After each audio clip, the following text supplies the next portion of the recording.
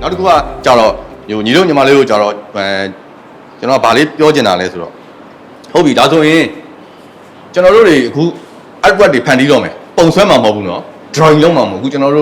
တော်အခုပြောတဲ့အကြောင်းအရာတွေအားလုံးက drawing ကိုအခြေခံပြီးပြောတာပါเนาะဟိုဒါကျွန်တော်လည်းသူတို့ကသင်ခိုင်းတာ fundamental ဆိုတော့ဒါလည်းမပါမဖြစ်ပါသေးခြင်းလို့ကျွန်တော်ထည့်တင်တာပါအဲ့တော့ဟုတ်ပြီဒါဆိုရင်ကျွန်တော်တို့သွားမှာက emotional နဲ့သွားမှာကျွန်တော်စိတ်ကိုခိုင်းမှာကျွန်တော်စိတ်မှာဖြစ်လာတဲ့ဟာတွေကိုကျွန်တော်ဒီ artwork တွေတခုဖန်တီးမှာဟုတ်ပြီဒါဆိုရင်ကျွန်တော်ကတခြားဟာတွေမပါသေးဘူး color တွေမပါသေးဘူးเนาะဒီ treatment တွေကျွန်တော်သုံးမဲ့ဒီmedium တွေရဲ့ဒီအသုံးချလို့ရမယ် treatment တွေရဲ့ technique တွေမပါသေးဘူးเนาะအဲ့ဒါတွေကိုခဏလေးမေးထားမယ်အဲ့ဒီဟာတွေမပါသေးဘဲနဲ့ကျွန်တော်တို့က line နေနဲ့ပဲကျွန်တော်တို့ရဲ့စိတ်မှာရှိတဲ့ဟာတွေကို line နေနဲ့ပဲရေးလို့ရအရင်ဆုံးပေါ့เนาะအဲ့လိုမျိုးဆိုရင်ဒီ line နဲ့ပဲရေးထားတဲ့ artist တွေကဘာမှအများကြီးရှိပါတယ်အယောင်တွေကိုခဏမေးလိုက်ပြီးတော့လေ line နေနဲ့မြန်မာပြည်မှာဆိုရင်အနေနဲ့ဆုံးပြောမယ်ဆိုရင်ဆရာဦးအောင်မြင့်ပေါ့အရင်ကဒီမှာအကားတွေအများကြီးရှိတယ်အခုပြရမှာပြောကျွန်တော်တို့ဘဘူးရုပ်ကလေးရှိတယ်ဒါမားလာနဲ့ချိုင်းသွားတယ်ကျွန်တော်ဒါကဘာကျော် artwork တစ်ခုပါဒီမြန်မာပြည်ကကျွန်တော်ရဲ့ပကြီးဆရာကြီးပေါ့နော်သူဒီဆရာဆိုသူကဒီဖြူအမဲနှစ်မျိုးလေးပဲပြောရင်တော့အမဲအောင် line တစ် line နဲ့ပဲသူ artwork တွေကိုဖန်တီးတာကဘာကျော်တာပဲ line တစ် line နဲ့ပဲနော်ကြာလာမပါသေးဘူးအဲ့တော့ကျွန်တော်တို့စိတ်ထဲမှာရှိနေတဲ့အကြောင်းတရားတွေကို line နဲ့တွေပဲကျွန်တော် artwork ဟိုနောက်မှာဟိုဘက်ကတစ်ချက်လက်ကြည့်ခါကျွန်တော်ဒီ artwork ဖန်တီးတဲ့ဒီဆရာဦးအောင်မြင့်မှာသူဆိုရင်ဒါကိုကျွန်တော်ပြောတဲ့ line နေနဲ့ပဲသူ artwork ကိုဖန်တီးထားတာဆရာဦးအောင်မြင့်ကကျွန်တော်တို့ဒီအာရှရဲ့ contemporary ခေတ်ပြိုင်ပကြီးဆရာ10ယောက်ထဲမှာပါပါတယ်ဟို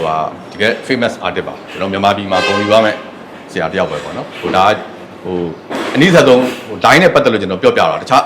artist တွေရှိပါတယ်နော် line နဲ့ကြီးတဲ့ artist တွေအများကြီးရှိတယ်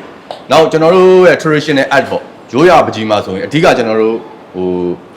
line ကိုပဲအားပြုပြီးရေးတယ်အယောင်တလောက်အားမပြုဘူး line တွေကိုပဲအားပြုပြီးတော့ကျွန်တော်တို့ရှေ့မှာရှိခဲ့တဲ့ mural painting တွေပေါ့ကျွန်တော်တို့ပကံမှာဆိုရင်တော့အများကြီးတွေ့ရပါတယ်เนาะဒီနိုင်ငံပကြီးတွေမှာရေးသွားခဲ့တဲ့ရေးဆရာတွေက symbolism ပေါ့သူတို့ဒီ950ဇတ်ထုတ်တွေတို့အကြောင်းတရားတွေတို့လူနေမှုဖြစ်ပျက်နေတဲ့ကိစ္စတွေတို့အဲ့ဒါတွေအားလုံးကိုသူက line နဲ့ပဲကောင်းတယ်ဖော်သွားတာပေါ့သူတို့ပြောပြခြင်းတဲ့အကြောင်းတရားလေးတို့ line လေးနဲ့ပဲပြောတာအင်မတန်ရိုးရှင်းတယ်နောက်ပြီးတော့ကျွန်တော်တို့အာရှရဲ့ပကြီးရဲ့အခြေခံနဲ့ line ပဲအဲ့တော့ဥရောပမှာရှိနေတဲ့ပကြီးကားတွေမှာလည်း line နေနဲ့အားပြုပြီးတော့သူတို့ရဲ့ artwork တွေကိုဖန်တီးသလိုမျိုးကျွန်တော်တို့အာရှမှာရှိနေတဲ့ traditional ဟိုးရှေ့တုန်းတွေကနေပြီးတော့ဒီအိန္ဒိယတို့အများကြီးပါပဲเนาะဂျပန်တို့တရုတ်တို့မှာ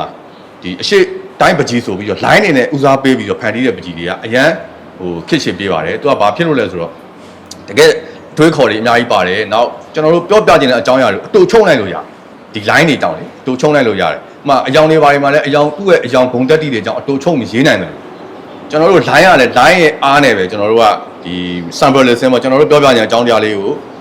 ဘယ်လိုခံစားနေရဆိုတော့အကြောင်းလေးဘယ်လိုဖြစ်ပျက်နေဆိုတော့အကြောင်းတရားလေးကို line လေးနဲ့ပြောပြလို့ရညီတို့ညီမတို့လုံးမဲ့ artwork တွေမှာလည်းဒီ line လေးနဲ့ပဲထည့်သုံးလို့ရအောင်ပထမဆုံးအခြေခံနေနဲ့ပြင်ဆုံးရှင်းပြတာပါဟုတ်ပြီကျွန်တော် line တွေကြောင့်ဆက်ပြောကြဟုတ်ကျွန်တော်လည်း important line နဲ့ရေးရတာအားတန်ပါတယ်နောက်ငါယူညီမတို့လုံးမဲ့ artwork တွေမှာလည်း line လေးတွေနဲ့လုပ်တဲ့ဟာမျိုးလေးလည်းပါသေးတယ်လို့ okay အဲ့တော့ line တွေကျွန်တော်ရေးမယ်အဲ့တော့ကျွန်တော်တို့ line တွေမှာအရင်ဆုံးခုနကျွန်တော်ရေးပြနေတဲ့ဓာတ်တွေအားလုံးကတော့မြင်းသေးတွေပဲသူ့မှာထူချင်းပါချင်းမရှိဘူးတခြားဂုံတက်တွေမရှိဘူးတခြားခံစားမှုတွေဘာမှမပေါ့ဒါကျွန်တော်တို့ရိုးရိုးတန်းတန်းရေးလိုက်တဲ့ line ပဲဟုတ်ပြီအဲ့တော့ line တွေမှာတဲ့ခုနကျွန်တော်ပြောတဲ့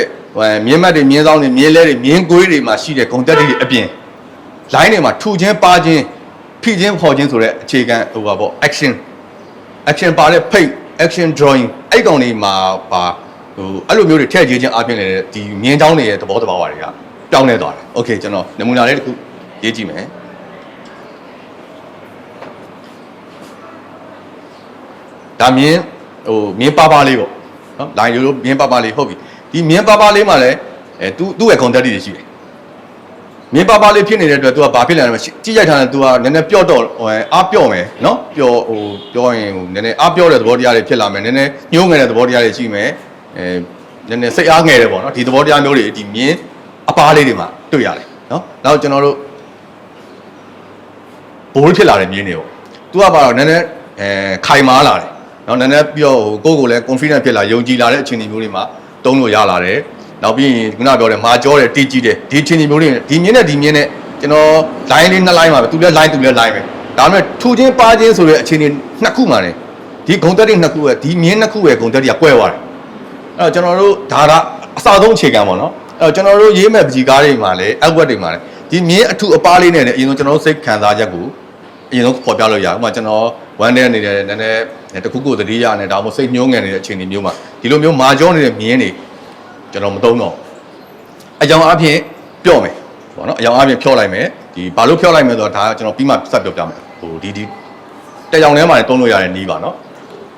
အကြောင်းအဖြစ်ဖြော့ရေးမယ်လိုင်းအဖြစ်ပါရေးမယ်ဒီလိုအခြေအနေမျိုးတွေမှာကျွန်တော်တို့ကကြည့်တဲ့ကိုယ်စိတ်ထဲမှာခံစားနေရတဲ့ဟာကိုဝမ်းထဲမှာနည်းနည်းတစ်ခုခုသတိရနေမယ်နည်းနည်းညှိုးငယ်နေမယ်အဲ့လိုအခြေအနေမျိုးတွေမှာဒီ line တွေနဲ့သုံးဘယ်ဒီမှာတွေ့ရမလဲဆိုရင်တော့ကျွန်တော်တို့ကာတွန်းကများများကြည့်ရတဲ့လူတွေမှာသိမှာဟိုအရင်တော့ဒုတိကာတွန်းတွေပါလေဒီ line လေးတွေနဲ့ပြပြီးတော့ဟိုကြည့်တဲ့လူတွေကိုသူဘာဖြစ်နေလဲဆိုတော့တင်ပြလို့ရတော့ဒီ line ပါခြင်းထူခြင်းနဲ့ okay ဒါကဒီထူခြင်းပါခြင်းရဲ့ပထမအဆုံးအချိန်ပေါ့နောက်တစ်ခုက direction ပေါ့direction လည်းဒီလိုပဲကျွန်တော်တို့မြင်းနေရဲ့ဒီ direction တွေပုံမှာမူတည်ပြီးတော့ကျွန်တော်ရေးနေရတာဒီ flat ကြီးတွေအပြားကြီးပုံမှာရေးနေရတာဒါပေမဲ့ဒီမြင်းเจ้าတွေရဲ့ direction တွေပုံမှာမူတည်ပြီးတော့လည်းမြင်းသူ့ရဲ့စိတ်အခြေအနေတွေကိုပြောပြလို့ရတယ်နော်အဲ့ဒါဘာလဲဆိုတော့ခုနမြင်းပဲတိုးတော့မြင်းဒီလိုမြင်းထဲမှာပဲကိုယ်နေတဲ့ direction ရှိတဲ့မြင်းเจ้าလေးတွေမှာဖြစ်လာမဲ့ဟိုပါပေါ့စိတ်ခံစားချက်ပေါ့နောက်ဒီလိုမျိုးတောင်းနေဖြစ်နေတဲ့နေရာမှာရှိတဲ့စိတ်ခံစားချက်တွေပေါ့ကျွန်တော်ဘယ်နေရာမှာအသုံးများလဲဆိုရင်ဟိုအရင်ကဆိုရင်ကျွန်တော်တို့ poster တွေပါလောက်ထားမျိုးတို့ဒီဇိုင်းလုပ်တဲ့နေရာမျိုးတွေမှာနည်းနည်းထင်ထင်ရှားရှားပြက်ပြက်သားသားနဲ့ဟိုပါပေါ့လွယ်လွယ်ပြောရင်ဗာလေးတို့ကညီလေးတို့ကဟိုပါပေါ့တို့တခုခုဘန်းဖြစ်တာကိုပေါက်သွားတာမျိုးတွေပါဆိုဒါကြုံသိပါတယ်နော်ကတော့အဲ့လိုနေရာမျိုးတွေမှာသူက shut ဖြစ်တဲ့ဟာမျိုးတွေနည်းနည်းထူးထူးခြားခြားတိုက်ခိုက်တဲ့အခြေအနေမျိုးတွေနောက်တစ်ခုနဲ့တစ်ခုထိခိုက်တဲ့အခြေအနေမျိုးတွေစူညံတဲ့အခြေအနေမျိုးတွေအဲ့လိုအခြေအနေမျိုးတွေမှာဆိုရင်ဒီ line ရဲ့ direction တွေကဒီလိုခြုံထက်ပြီးတော့နော်ဟိုကအရာလေးမျက်နှာထွက်သွားတဲ့အခြေအနေမျိုးတွေစသဖြင့်ပေါ့အဲ့လို line တွေရဲ့ direction ပေါ်မှာမူတည်ပြီးတော့လည်းကျွန်တော်စိတ်အခြေအနေကိုပြောပြလို့ရတယ်နောက်တစ်ခုကကြတော့ line တွေမှာကျွန်တော်ဘာရှိသေးလဲဆိုတော့တဲ့ဟိုလက်ကကျွန်တော် pressure control လို့ခေါ်ပါတယ်ဖိချင်းဖော်ခြင်းလို့ခေါ်တယ်ကျွန်တော်တို့ပကြီးဆွဲတဲ့နေရာမှာအရန်အသုံးချတယ်အရန်အသုံးဝင်ပါတယ်သူဖိအဖောက်ပေါ်မှာမူတည်ပြီးတော့လေသူ့ရဲ့အထိပ္ပယ်တွေကွာသွားတယ်ခံစားမှုတွေကွာသွားပါတယ်နော်အဲ့တော့ဒီမှာကျွန်တော် line လေးတစ် line ရေးပါတယ်ဒီမှာဖိလိုက်တယ်ဒီမှာဖော့လိုက်တယ်ဟုတ်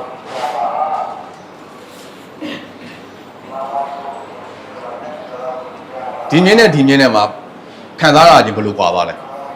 နည်းနည်းစဉ်းစားကြည့်ဒါလည်းမြင်းချောင်းပါပဲဒီလည်းမြင်းချောင်းပါပဲနောက်မြင်းချောင်းရဲ့အထူပါလဲဟိုဘယ်လိုပြောမလဲအရွယ်အစားအထူချင်းနဲ့အတူတူပဲဒါပေမဲ့ဒီမြင်းနှချောင်းကိုကြည့်ရတာဘယ်လိုမျိုးလေးခံစားရလဲအောက်ကကျွန်တော်ရိုးရိုးမြင်းချောင်းပဲ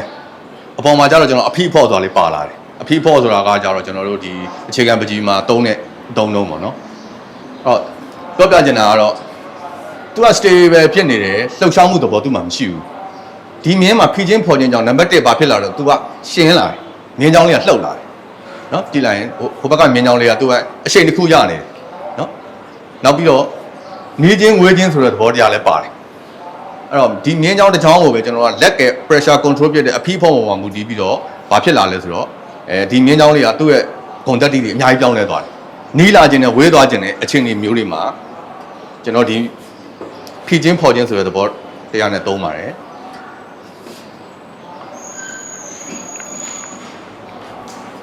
ဒါဆိုရင်ဒါကျွန်တော်တို့နေချင်းဝေးချင်းကိုဟိုဒီ line လေးနဲ့ပဲပေါ်ပြလို့ရတယ်နံပါတ်1ပေါ့နော်နောက်တစ်ခုကဘာလဲဆိုတော့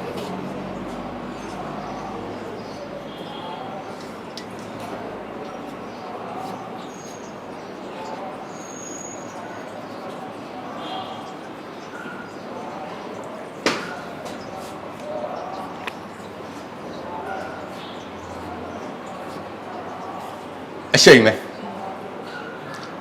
ဒီလိုမျိုးမြင်းချောင်းကြီးနဲ့ဒီလိုရင်းမြင်းသေးကြီးဖြစ်နေတယ်ကျွန်တော်သူ့ရဲ့ acceleration နဲ့အရှိန်တွေကိုကျွန်တော်တို့ပြလို့မရအောင်ကျွန်တော်ပြောပြချင်တာဒီဟိုအလုံးကြီးတစ်ခုကအရှိန်နဲ့ဒုံးလို့ထိုးဆင်းလာမယ်တနည်းအားအရှိန်နဲ့ရွေ့သွားကြတယ်ဒါပေမဲ့ကျွန်တော်ဒီမြင်းသေးနဲ့ရင်းကျွန်တော်ပြောပြချင်တဲ့အကြောင်းအရာမရောက်ဘူး အဲ့တော့ကျွန်တော်ကဘာကိုအသုံးချလိုက်လဲဆိုတော့ဒီမြင်းရဲ့ဂုံတက်တီကိုကျွန်တော်ကအသုံးချလိုက်သုံးချလိုက်ခြင်းအားဖြင့်ကျွန်တော်ဘာဖြစ်လာလဲဆိုတော့ဒီမှာကျွန်တော်ပြောချင်တဲ့ဒီစက်လုံးတစ်လုံးက motion ဖြစ်သွားတယ်ရွေ့နေနော်ကျွန်တော်တို့ရေးထားတာတော့ဒီစာရွက်ကြီးပုံပါပဲသို့တော့ကျွန်တော်ပြောချင်တာဒီအလုံးကြီးရွေ့လာနေတခုခုဥတည်ပြီးတော့ဒီလိုမျိုးရွေ့လိုက်ရင်ဒီရတာမရတော့ဒီသဘောပါပဲအဲ့တော့ဒီမြင်းတွေရဲ့အဖီးအဖော့တွေမြင်းတွေရဲ့အထူအပါးတွေမြင်းတွေရဲ့ direction တွေပေါ်မူတည်ပြီးတော့ကျွန်တော်တို့ပြောပြခြင်းတဲ့emotion နဲ့ကျွန်တော်တို့စိတ်ထဲမှာခံစားနေရတဲ့ဟာတွေကိုဒီပေါ်မှာချပြခွင့်ရှိတယ်ဒါ line တစ်မျိုးတည်းနော်တခြားဟာမပါသေးဘူးဟုတ်ပြီနောက်တစ်ခုလေးရကြတော့ပါလဲဆိုတော့ဒီညာတော့အပြတော့သူကျွန်တော်တို့ဒီဘက်မှာ action paint လို့ခေါ်တယ် artist တွေနောက်ပိုင်း artist တွေတော်တော်များများအသုံးချတယ်သူကပါလဲဆိုတော့ဒီစုပ်တန်တဲ့ဆေးနဲ့ဒီစာရွက်တွေ canvas တွေပုံမှာကျွန်တော်တို့စိတ်ကိုလွှတ်ချလိုက်တာဘလို့လွတ်ချလာလဲဆိုတော့ဥမာကျွန်တော်ဒေါသထွက်နေတယ်ဆိုတော့ခံစားချက်ရအောင်ခုနပြောတဲ့ဟာတွေကိုဒါအော်တိုရောက်သွားပြီစိတ်ထဲမှာရောက်သွားတဲ့ခါကျတော့action ဖြစ်အောင်ရေးတာပေါ့အဖီးအဖော်နဲ့နော်နောက်တစ်ခုကဒါကျွန်တော်ဒါလေ့ကျင့်ခန်းလေးပေးမှာပါဒီထမင်းမစားခင်လေးဒီလေ့ကျင့်ခန်းလေးလုပ်ဒီစိတ်လေးနည်းနည်းပေါ့ပါမယ်စိတ်ကိုခဏလေးလျှော့ပြီးတော့ကျွန်တော်တို့ရဲ့ဒီရှေ့ရစာရွက်ပေါ်မှာလေစုပ်တန်နဲ့ပဲဖြစ်ဖြစ်ခဲရံနဲ့ပဲဖြစ်ဖြစ်လုံးဝမလွတ်ဘူးနော်မလွတ်ဘူးတော့ဒီလိုထိထားပြီးရတယ်ကျွန်တော်ဒီပြန်မကြွတော့မကြွတော့ပဲနဲ့စိတ်ထဲမှာရှိသလိုပုံတံမဲ့ပဲဖြည့်ကျင်တဲ့နေရာဖိလိုက်ပါဖော့ကျင်တဲ့နေရာဖော့လိုက်ကိုယ်စိတ်လေးအတိုင်း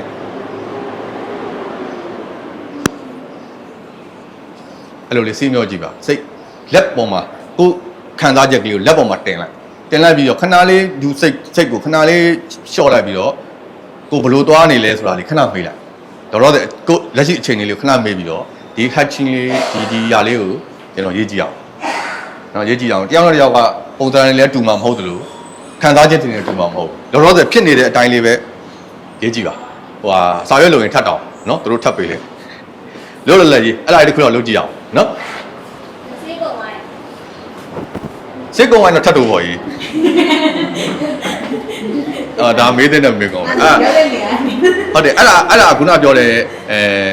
ကျတော့ practice ပဲနောက်တစ်ခုကဒီရဲ့ medium ကိုအသုံးချနိုင်တဲ့ပုံမှာကျွမ်းကျင်သွားရင်